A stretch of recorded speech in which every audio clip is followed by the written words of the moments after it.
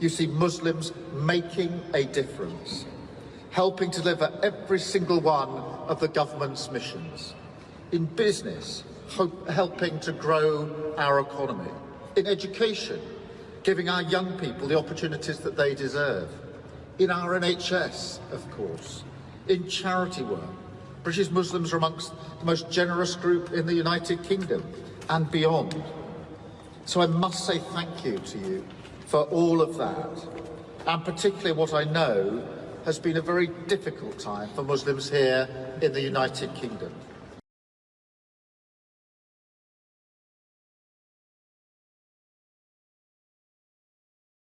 Today, I want to talk about just the insane, overwhelming hatred of Muslims online. Islam is a religion that has been heavily racialized. Now, if you're still one of those people, maybe a centrist atheist who says, oh my God, my criticism of Islam has nothing to do with racist stereotypes and stuff.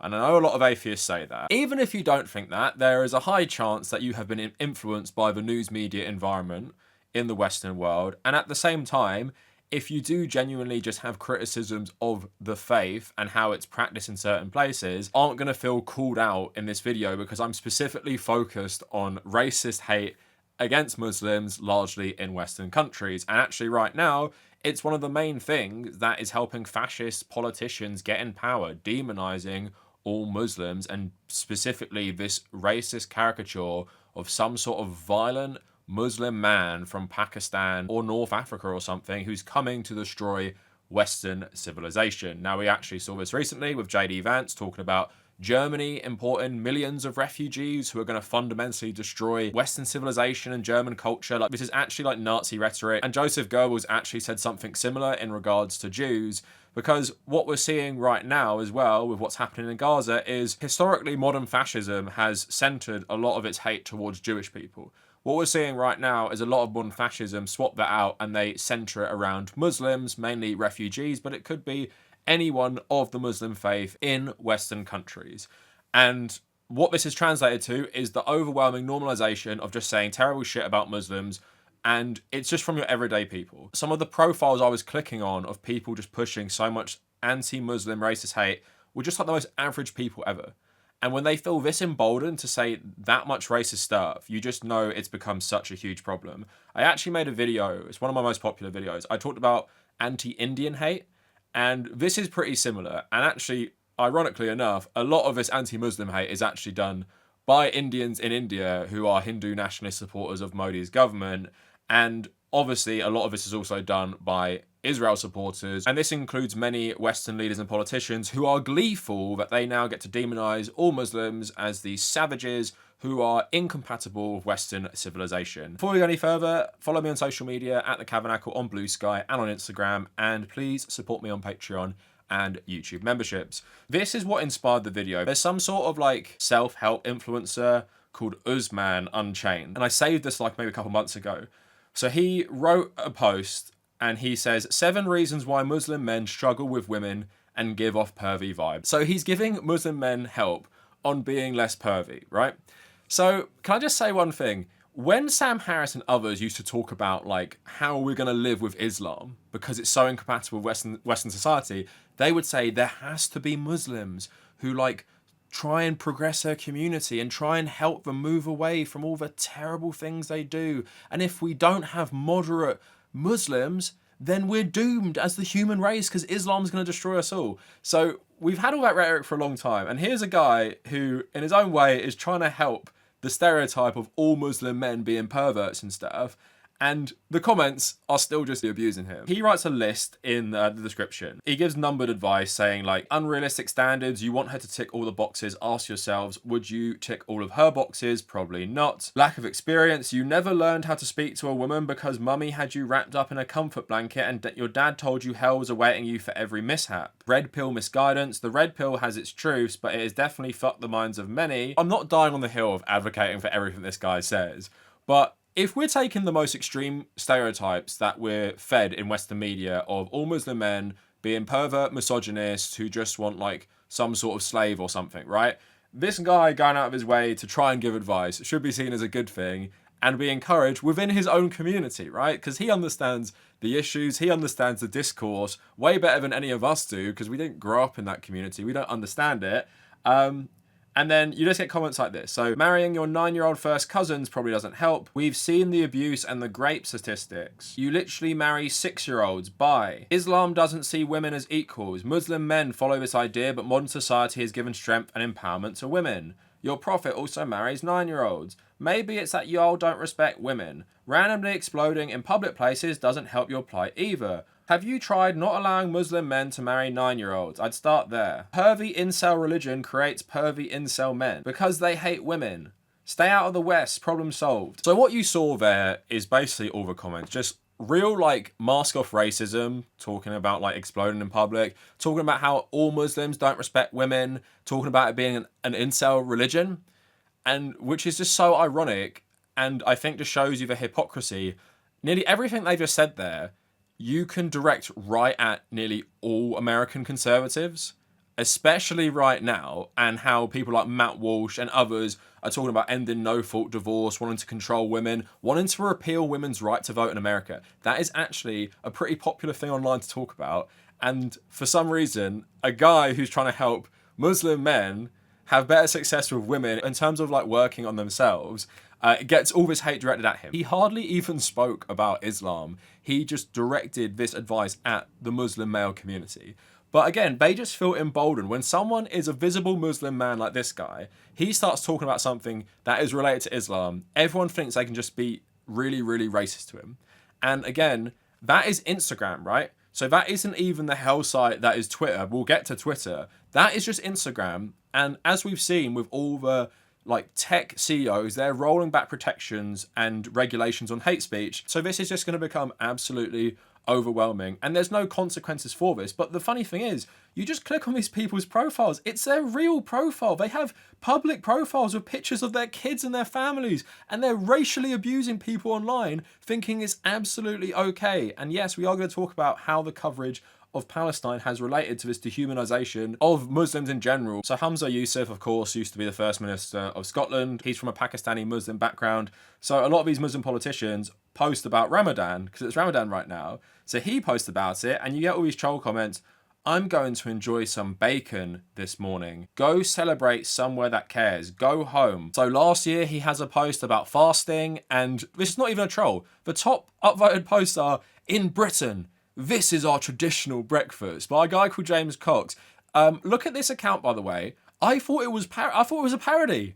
This is a real person writing that. It's just absolutely insane. Just had my breakfast, looking forward to lunch, because, yeah, Muslims don't eat pork. So yeah, the online hate towards Muslims has got absolutely out of control. So now I just want to outline the various stages of like anti-Muslim hatred that has been going on in like the UK and the Western world. Because back in the day, a lot of the anti-colonial revolutions in the Middle East, they weren't led by Islamists, they were led by Ba'athists, they were led by leftists, they were led by people who, although were Muslim, might have even been conservative Muslims, they did not want a country that adhered strictly to Sharia law completely. They wanted to create a more secular state, and you see that still exists in places like Egypt today. Even though it is a dictatorship, it's not Ba'athist, but it is anti-Islamist, which a lot of people wouldn't even know because they just see Islam as a monolith and Islam is all one thing. And even people who recognize you might have Shia and Sunni Islam, they still don't recognize the internal divisions within these parts of the religion as well. But anyway, a lot of the Islamist hate was originally centered around Iran because of the religious elite in the country being the first critics of the Shah. So when the revolution happened, there is a lot of support for a religious government. But despite the Iran stuff, obviously you had the US backing for insurgents against the communist Afghan government and the Soviet Union in the Afghanistan war, right? So people were not hysterical about Islamicism yet. And even though there were attacks on America, there were attacks on Israel and stuff from Islamist groups, there wasn't like this fever pitch of just hatred of Muslims and seeing them as like being completely incompatible with Western values. Now, I know people will say the West has always hated Muslims, and they have, but I'm trying to make the distinction. The hysteria wasn't there yet. Obviously, then we have September 11th and then the following War on Terror, where it seems that Samuel Huntington's Clash of Civilizations, where he predicted the clash of the future would be between liberal democracy and Islam essentially came true. It is a lot more nuanced. I could talk about that article versus Francis Fukuyama and how they're both wrong. That's what we did in my international relations class. But anyway, after that, I grew up in that context that I spoke about where everyone is just insane about Muslims. And as I got a little bit older, as the wars kind of died down or simmered and like Obama pulled out of Iraq, there was a little simmering of it in the discourse. I was old enough to remember how people didn't talk about Muslims all the time for a change. But then, of course, we had the rise of the Islamic State and attacks on Western countries like France and the UK.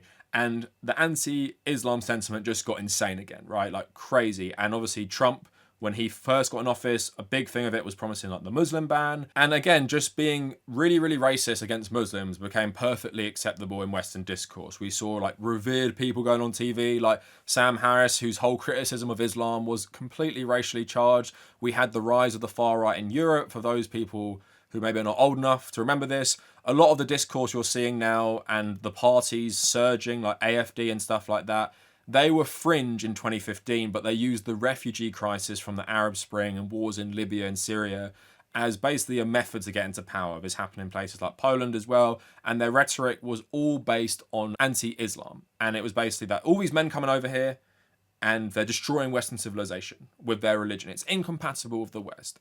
It did die down a tiny bit towards the end of the 2020s, the hysteria I'm talking about, not the hatred generally. But then, of course, what you've seen recently is it all come back with Gaza. Basically the culmination of this like clash of civilizations where the Western excuse for their support for Israel destroying Gaza was based in liberal identity politics that Hamas are backwards. Hamas are evil. Hamas are like the Nazis in the 1930s. We must completely destroy them. And we're going to fight this war like we are in World War II. And all of the Western politicians, liberal, conservative, leftist, ran cover for what Israel did based on the dehumanization of Muslims, which had been set over the last 20 years. But this is what it culminated in. And of course, we saw crackdown upon crackdown on pro-Palestinian protesters. We're seeing right now in America where this is just culminated in people getting deported, even if they're US citizens, for being either Palestinian or pro-Palestine. And we've reached this fever pitch now where all of the history of the 21st century in the West has been demonizing Muslims and hating Muslims, where now you can just go around saying terrible racist shit about Muslims and there are no consequences because we've had every single political party normalize this hatred as an excuse to arm Israel as much as possible to destroy the Palestinians. And it relied on that dehumanization that had been going on for a long time to make people okay with it. Basically just doing the most terrible crimes against humanity, filming it themselves, bragging about it on TV and saying how they have to do it and destroy the whole of Gaza. We see all that and we're told by our leaders, it's fine because Hamas. And again, that takes a massive level of dehumanization, which has the ripple effect of people just hating Muslims in their daily lives because they have to justify the carnage they've seen. They can either be a human being and see that we're all the same fundamentally, and it doesn't matter what we might believe based on the context of what we grew up in, that we have some sort of common humanity, or you can be some sort of liberal Western chauvinist where you think the West is superior for, I don't know, LGBT rights, so you must actually kill all Palestinians. Because that's where we're at. And I made a whole video about this called The Rise of Woke Fascism, if you want to check this out. So that is the various levels in the 21st century of how we've got to this place where you can just see these comment sections where people are just absolutely unhinged. And also, here's the thing as well, a lot of the people who stoke this, they then face the backlash when they try and have their cake and eat it too. So here is the lovely National Socialist leader of the UK, Keir Starmer. He made a speech in Ramadan saying Muslims make a difference in British society. This is a guy who has, throughout his career, dehumanized the Palestinians, said Israel had the right to, cut off water in Gaza as part of their warfare, which is a war crime. He said this. And look at the comments here. All of these upvotes, look at all of the likes in these comments. Traitor to the British people. Labour Party are a cancer to the UK. I don't think there's anyone I hate more than this Melt. He's the most dangerous PM we've ever had. Grovelling to Muslims, you should be ashamed of yourself, Starmer. What about UK natives, white British? Britain is turning into an Islamic state with the help from the British government. This has to be a joke. What a traitor. He praises Muslims and calls British citizens far-right thugs. You're a traitor. What about the British people? Why does he give divisive speeches? Starmer is a disgrace. So you don't care about British people. Yeah, they're on benefits. Yeah, he doesn't care about his own people. It's a Christian country. The Queen was the head of the Church of England. Why are we now forgetting that? Why is fascism being brought to us by people with dog accounts? Why is it always the dog profile picture? This has been like a phenomenon for like 10 years at this point. So notice in all those comments how many likes they had, and it's just all of them. It's just all of them. The response to the Prime Minister of the UK talking about Muslims in a positive way, even though it's fake, that's the response you get. And he's part of the problem. He cultivated that. They're so pro-Israel, trying to get that racist vote, and that's what the racists think of him. And that's just a lesson for anyone. You can't out-racist the right or the far right. No matter how hard you try, they're never going to be loyal to you, because you say one positive thing about Muslims, you're back to square one, where you've supported everything Israel have done. You've supported this dehumanization of refugees from Muslim countries, and then that's how the right wing react to what you say. Now I want to talk about this as well. So Hamid Patel, who was the CEO of Star Academies in the UK, was made the interim head of Ofsted, which is the Office for Standards in Education, Children's Services and Skills, for 5 months following the previous chair's resignation until a new chair can be appointed. He runs a number of Islamic, Christian and secular schools in England. And like I said with what Starmer was facing, there is outrage about this guy. Do you know why? Because he's wearing dress from his own culture, right? And again, we always see this, like, it's Islamic outfit. It's an Islamic outfit. So many different Muslim groups across the world wear different clothes. And it's not tied to Islam. And actually, these things are more tied to culture, which is influenced by the religion, more so than the religion itself. But again, we only apply this to Muslims, basically. And if you see the comments, wonderful, just what we need, a man who champions Islamic schools as the interim Ofsted chair. Totally normal country, by the way. Islam is awful, not good for any woman. Plus, this is a Christian country. Look at his attire and presentation. That is a man who's committed to Islam. How the hell any interviewer thought that wouldn't be a huge conflict of interest is such an important governance role is beyond me. And on Twitter, of course, the cesspool as Twitter, you see the actual British far right tweeting just pictures of this and no comment about anything else to do with him. Basically saying, look, Muslim man in charge of something to do with education in the UK, please write racist replies. That's all that's doing. It's drumming up racial hatred to this man because of his credentials. Even like conservative MPs have been like defending this guy, conservative influencers. The most strict head teacher in the UK, this person who thinks schools have gone too woke, she defended him as well, saying he's run schools well. And here's the thing as well. I don't agree with religious schools. I went to a religious school as well. I went to a religious school where we would pray and go to mass and everything was named after saints and stuff. I'm guessing no one has a problem with that. Despite the fact I was raised in a religious minority in England, there are less Catholics in England than Muslims. And that's been the case for a while.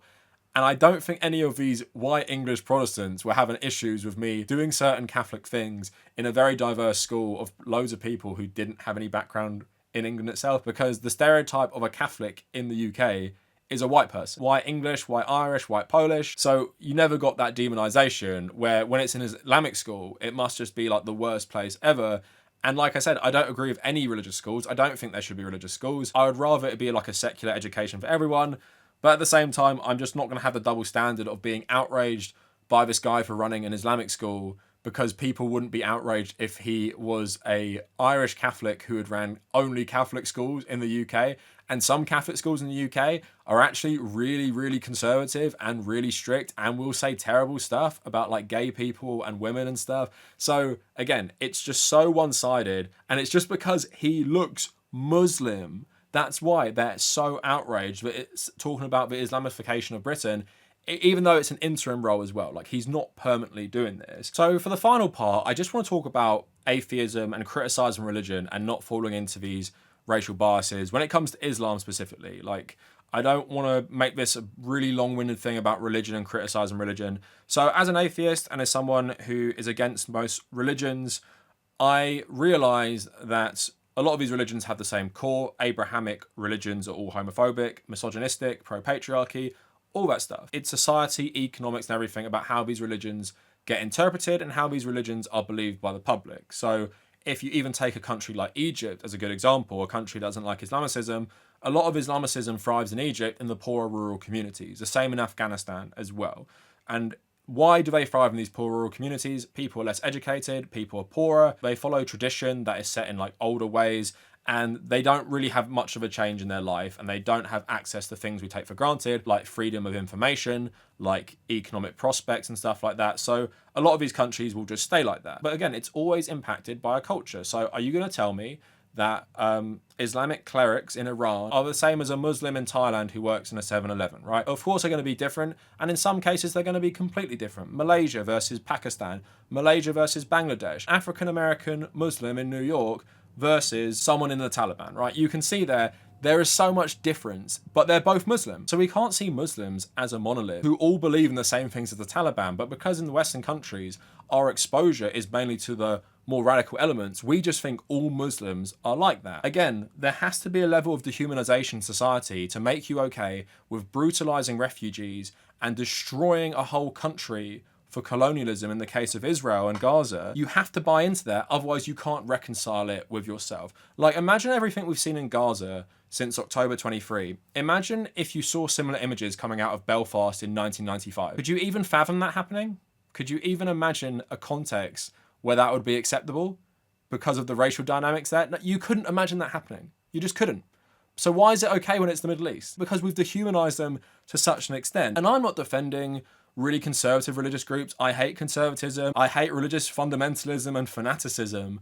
But I realize the reason certain countries don't have that is, of course, cultural. But I feel like economics and freedom play a massive role in that. And if you grow up in a really authoritarian government, which is really religious, and there are massive laws against that, there's nothing you can do. Like, how is someone going to change Saudi Arabia from the bottom to the top? It doesn't work like that. The only reason Saudi Arabia is changing at all is because one guy is trying to make it change, because it's an authoritarian kingdom that has really strict laws, is one of the most powerful countries in the region, backed by the most powerful country in the world.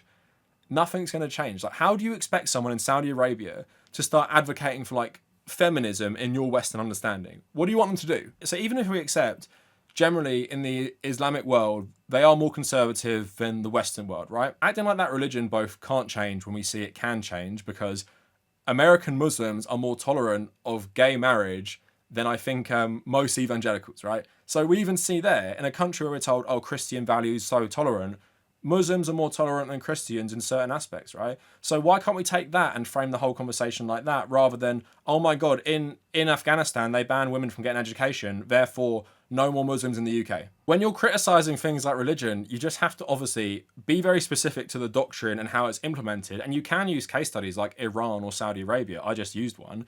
At the same time, realize that individual people are often oppressed under these systems, and they suffer under these systems, and their version of the religion is greatly influenced by geopolitics and economics. And appreciate that you live in a country that, because it was the main oppressor that extracted all the wealth from these countries and purposely keeps them poor and authoritarian for their own benefit, you have relative freedom where you can say stuff against religion. You can criticize religion. You can say what you want. It's the one benefit of Western societies. I think we place too much emphasis on it. But yes, we can say what we want. We can believe what we want. And that is a good thing. But you have to recognize that often goes with economic wealth and relative freedom, which a lot of these countries don't have. It's actually illegal to say some of the stuff we would say in this country.